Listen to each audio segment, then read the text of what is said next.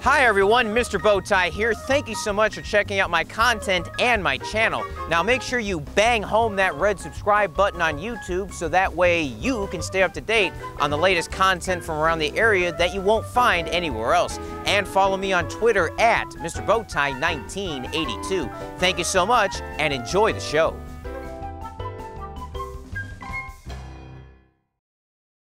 Behind me is the historic Paul Taylor Fieldhouse at Northside ISD. Over the generations, she has played host to thousands of great basketball and volleyball players over the generations. Great basketball players including Torian Prince, Bo Outlaw, Clarissa Davis, and Shaquille O'Neal. One of those players that's played in this field house in recent times is the great Jordan Burns. Burns, who helped lead the turnaround at Marshall to a district championship his senior year, has had an outstanding career at Colgate, and as he looks to test the NBA waters and potentially go into the draft, I had a chance to catch up with him and check in on how he's doing as well as how he's been playing over at Colgate. We've changed our coach and our program down at Colgate University. The Patriot League is just more academic based. I feel like a lot of our schools just hold, academics to a high standard. So I think that's the main difference. I think when it comes to athletics, conferences change a lot of things. I think for the Patriot League, we're a high three-point shooting team, high volume shooting conference. And a lot of the teams in Texas, I feel like, are more heavy set on getting the ball inside and, getting a lot of two-point field goals throughout the game more than threes. Last year, Colgate won their conference regular season title but lost in the tournament finals and would have played in the NIT if the NCAA had not canceled all the postseason because of the virus. Colgate made the 2019 NCAA tournament as a 15 seed, barely losing to Tennessee, though Burns scored 32 points in the game, which was the high point total for anyone in any game in the tournament that year. It's great, to be able to get in that environment, something that we don't get a lot, obviously, being down in Hamilton, New York. Our arena only seats about 2,000 people, so obviously being in an arena with like 20,000 people and getting to play a team like Tennessee, who was #1 for the most time in the year, it's great. It gives you great confidence going into the next season, and obviously just for the off season, just gives you confidence into work on your craft and things like that, and make sure you're continuing to get better so you can get to that stage again. Hamilton, New York, a little different than San Antonio weather-wise, geography. What was the biggest change going from San Antonio, a football state where it's warm year-round, to New York, which is more of a basketball state where it's obviously a lot longer winter? Yeah, it was way different, actually. It being that cold was something I never knew. I had to buy North Face jackets, had to buy Timberlands, things like that. So having to do all that, it was a lot. It was a big transition, but for me, I was able to persevere through it, and it didn't bother me as much as I thought. Being there, obviously, the weather was terrible at first, but by now, I'm used to going to class with a bunch of jackets and things like that. What drew you to Colgate?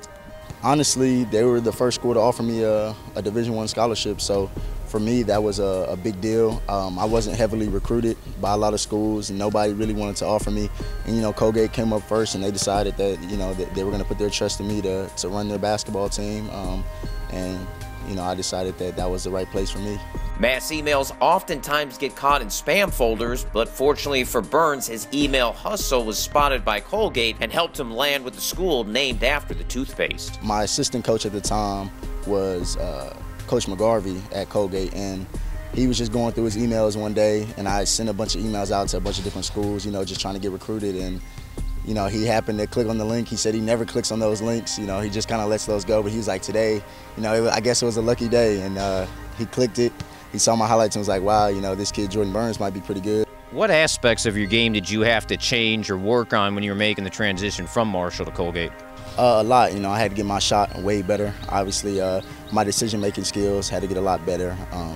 Ball handling, really everything. Obviously, you're facing guys who are working day in, day out in Division I basketball. There's a lot of talent everywhere in the country. There's a lot of good guys everywhere in the country. So I think to separate yourself, you have to put in that extra work, because everybody's working, but you got to put in the extra work in order to become one of the better mid-major players or the better players across the country. San Antonio Marshall went just 6-24 his sophomore year, but by his senior year, they won the tough Northside District title over teams like O'Connor and Brandeis and reached the third round of the playoffs. Senior year was amazing. We beat Judson, beat Steele, so got two quick good wins with two top teams in the city. So that started us on a run.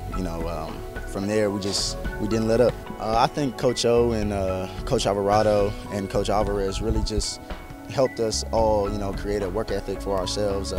They constantly stressed, the fact of working hard and that's the only way you can, ever make any change when it comes to a program. Lots of athletes go on to star in college from San Antonio who didn't come from traditional high school powers. We have a lot of people in San Antonio in general that just continue to work hard to try to, make their dreams a reality. And guys like Marcus Davenport and guys like Josh Reynolds and Nalissa Smith and all of those people, we're working hard to make our dreams a reality. The main message is just don't give up on yourself because maybe your team's not the best or maybe the school you go to isn't the best. I think the one thing you can control is yourself, and I think that's something that Coach Langle, at Colgate really taught me the most is control what you can control, and that's all you can do. While he hopes to hear his name called in the 2021 NBA draft, he also has an unusual hobby. I kind of like poetry. I like writing poetry so I think poetry is like the most meaningful type of writing in the sense of you can kind of feel somebody's feelings from